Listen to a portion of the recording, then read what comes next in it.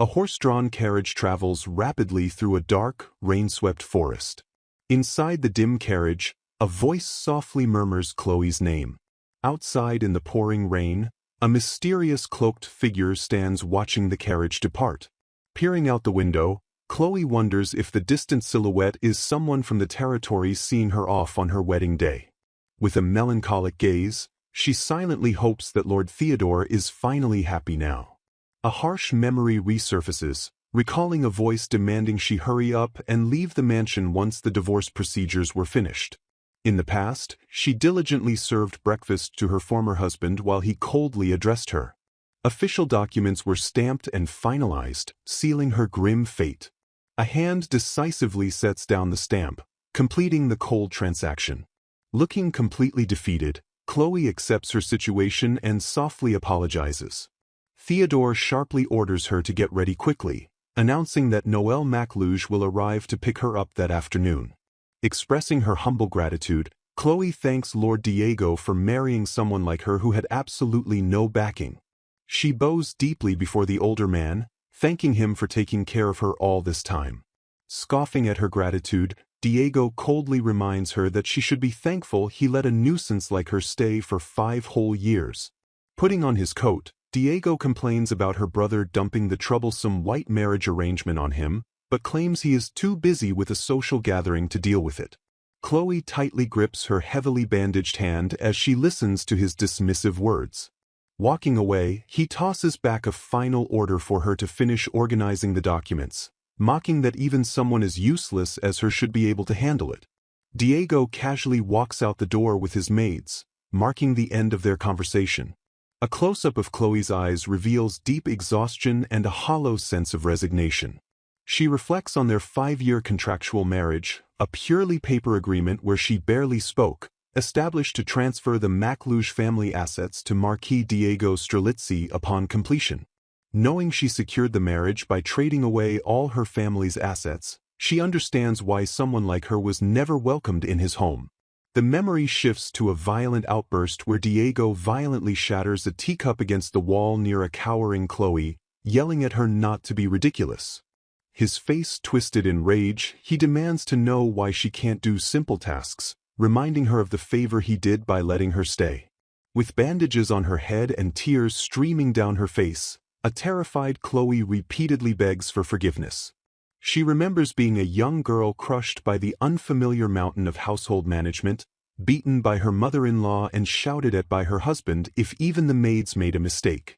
In addition to the household, she was forced to manage the entire territory, a massive responsibility that normally belonged to the Marquis himself. Her husband, driven only by immediate profit, eventually shoved the critical management of the magic stone mines onto her already exhausted shoulders. Her endless duties included operating domain facilities and serving as the lady of the house, all while suffering physical abuse while caring for her erratic mother-in-law late at night. Even the simple act of brewing the morning coffee resulted in her being viciously scolded over and over again. Back in the present, she holds a warm cup of coffee and pauses as a sudden realization hits her. Her eyes widen slightly with a spark of genuine surprise as she takes her very first sip.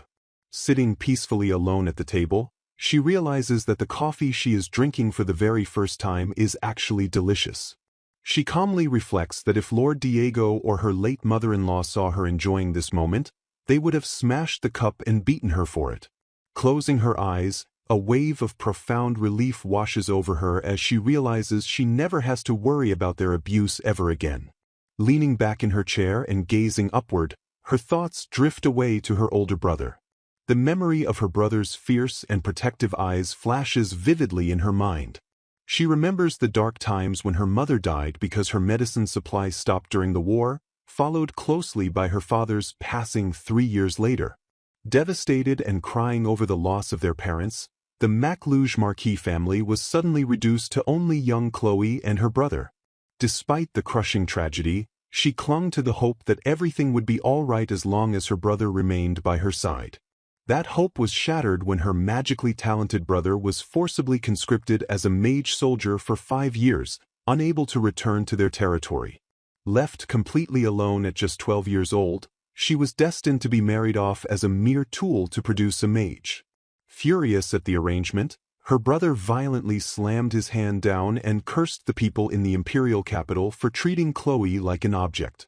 He vehemently swore he would never let his last remaining sister be ruined, knowing they would just use her as a hostage for the war to control him. Seeing his desperation, a young and frightened Chloe begged her injured brother to calm down. With tears in his eyes, he told Chloe that she didn't have to forgive him for the agonizing choice he was about to make. He desperately pleaded with her to enter a white marriage with the Strelitzi Marquis family, claiming it was his only way to protect her. Shocked by the suggestion, Chloe repeated the name of the Strelitzi Marquis family in utter disbelief. She reminded him that the neighboring Strelitzi family was the very reason their mother's medicine stopped arriving, as they had always been enemies of their parents. Gripping himself in emotional and physical pain, her brother grimly acknowledged that terrible truth. He explained his desperate plan to trade the Macluge territory for her 5-year protection, reasoning that since the Strelitzi family wasn't a mage lineage, they at least wouldn't demand a child from her. Gazing up with tearful eyes, Chloe asks if he is truly throwing away their entire fortune just for her sake. Smiling warmly as he embraces her, her brother assures her that while he can always reclaim the mansion later, he can never get her life back. He reflects grimly that without anyone backing them, they simply had no other choice. Making a solemn vow in the darkness, he promises her that it will only be for 5 years. Leaning in close, he swears to rise through the ranks as a mage to gain money and status, guaranteeing he will return to take her back so she can choose her own path in life. Tears stream down her face as she silently absorbs the weight of his heartbreaking sacrifice. Pulling her into a desperate embrace, her brother tearfully apologizes that he cannot stay by her side. Burying her face in his shoulder, she gently reassures him that it is all right. Tears flow freely down her cheeks as she clings to the only family she has left. Through her quiet sobs, she tells her big brother how much she loves him and insists again that everything will be fine. Back in the present, Chloe steels her resolve in the sunlit room, vowing to endure 5 hellish years and silently telling her brother Noel not to worry. A maid calls out to Lady Chloe, announcing that all the preparations for her departure are finally finished. An older, distinguished butler named Simon approaches her with a calm demeanor. Simon informs her that Lord Strelitzi has already signed all the necessary documents, including those for the territory, division of property, and the divorce procedures. Smiling gently as she organizes her books, Chloe notes that he has already left the house, but Simon reminds her she is still technically the Marchioness of Strelitzi. Letting out a soft chuckle, she gracefully concedes that her loyal butler is right. She reflects fondly that Simon is like a father to her, being the only servant who faithfully followed her to her husband's oppressive estate. Looking at her with quiet pride, Simon notes how she started knowing absolutely nothing yet flawlessly carried out all her demanding duties. Adjusting his monocle, he praises her growth, stating that her abilities as acting lord would now easily rival those of many seasoned young noblemen. Blushing slightly at the compliment, Chloe dismisses his words as an exaggeration and admits there were many dangerous moments along the way. Pausing near the window, she confesses that during those hard times it felt like the blessing of the gods or some unseen force was actively helping her survive. Turning back to him with a bright smile, she quickly adds that Simon's constant support helped her a great deal as well. Her expression softening with deep gratitude, she sincerely thanks him for staying by her side through the entire grueling ordeal. Bowing his head with absolute devotion, Simon softly accepts her heartfelt thanks. A sudden wave of anxiety hits Chloe as she realizes her brother Noel still hasn't arrived to figure out their next steps. Hesitating slightly, she admits that she is not very eager about what she must do next. As Simon watches her in confusion, she announces that there is one final place she must visit before leaving the estate completely. Inside a lavishly decorated room, a dramatic and cheerful voice rings out in exaggerated surprise. Owena, Diego's glamorous mistress, gleefully realizes that Chloe's departure means she can finally become the official wife. A wicked, triumphant smile spreads across the beautiful mistress's face as she tastes her long-awaited victory. lounging carelessly on a sofa with a glass of wine, Owena is suddenly interrupted by her frantic daughter rushing into the room. Observing the woman's voluptuous figure and dark hair, Chloe muses that Owena naturally carries the alluring scent of the night even in the morning light. Standing stoically before them, Chloe casually mentions the strict one-year waiting period for remarriage but clarifies she only came to officially report the divorce. Completely unfazed, Owena dramatically waves her off and insults Chloe's perpetually gloomy and exhausting demeanor. Casually pouring herself another glass of dark red wine, the mistress offers a flippant farewell. Taking a sip of her drink, Owena openly mocks Chloe, wondering aloud how a penniless noblewoman with no territory expects to survive the harsh world. Chloe lowers her gaze, completely ignoring the cruel taunts as a heavy silence falls over her. Offering no retort to the biting insults, she simply excuses herself from the hostile room. Walking away, she internally agonizes over her bleak future, wondering if it would have been better had she never existed since her brother gave up everything to protect her. A desperate shout suddenly echoes down the hallway, breaking through her dark thoughts.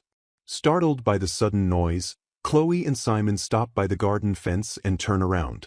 Owena's young daughter, Furen, sprints up to them while panting heavily to catch her breath.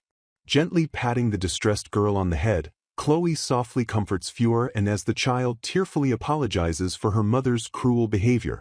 Smiling with genuine warmth, Chloe reassures the young girl that her mother's mood will undoubtedly improve once she is finally gone from the estate.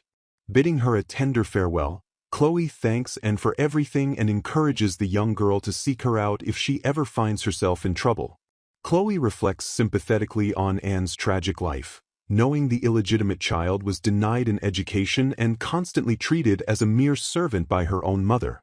The sweet moment is violently shattered when Owena's shrill voice angrily orders Anne to hurry back inside.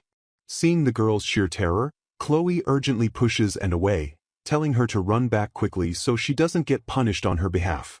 Bursting into tears, the young girl sprints back toward the mansion while repeatedly shouting her apologies. Watching the poor child disappear, Chloe's expression hardens into sorrow as she admits that leaving Anne behind in this hellish place truly weighs heavily on her heart. Walking with a somber expression, Chloe wishes she could have helped the other girl avoid a fate like hers, but her current circumstances make it impossible. The butler gently requests her hand and reassures her that she did everything she could, prompting a soft, hopeful smile of gratitude from Chloe. Suddenly, the older gentleman pauses and looks up in surprise at something approaching from above. A blinding cross-shaped light descends from the sky as a familiar voice cheerfully announces his arrival. Bursting onto the scene with dramatic flair and starry accessories, a young man joyfully calls out Chloe's name. He lands gracefully on the ground with a soft thud. Reaching out gently, his white-gloved hand adorned with a star emblem brushes against her hair. Noel pulls her into a warm, tight embrace as Chloe cries out for her big brother in sheer relief and joy. Fawning over his little sister, Noel asks if she has been eating properly and gushes over how beautifully she has grown. Gazing up with tear-filled eyes, Chloe tells her brother that he looks absolutely wonderful and shines just like a star. Even with information tightly restricted by Diego, Chloe had still heard the legendary tales of her brother Noel, the brilliant star and captain of the 5th Mage Corps. Flustered and blushing, Noel frantically asks her to stop calling him by that embarrassing nickname. Chloe innocently insists that the title suits him perfectly, leaving him momentarily bewildered. As Noel admires how beautiful she has become, Chloe delightfully points out the intricate hawk embroidered on his immaculate white cloak. She eagerly recognizes the hawk as the prestigious mark of a vice-captain. Looking at him with deep admiration, she sincerely praises his amazing achievement. However, as she observes his fading honey-colored hair, dark circles, and scarred hands, Chloe realizes the past 5 years have brutally worn her brother down. Tears stream down Noel's face as he apologizes, blaming his own lack of strength for all the hardships she had to endure. Chloe immediately rebukes him, reminding her brother that he suffered immensely too after losing the inheritance that was rightfully his. A heavy, mournful silence falls between them as Chloe lowers her gaze in sorrow.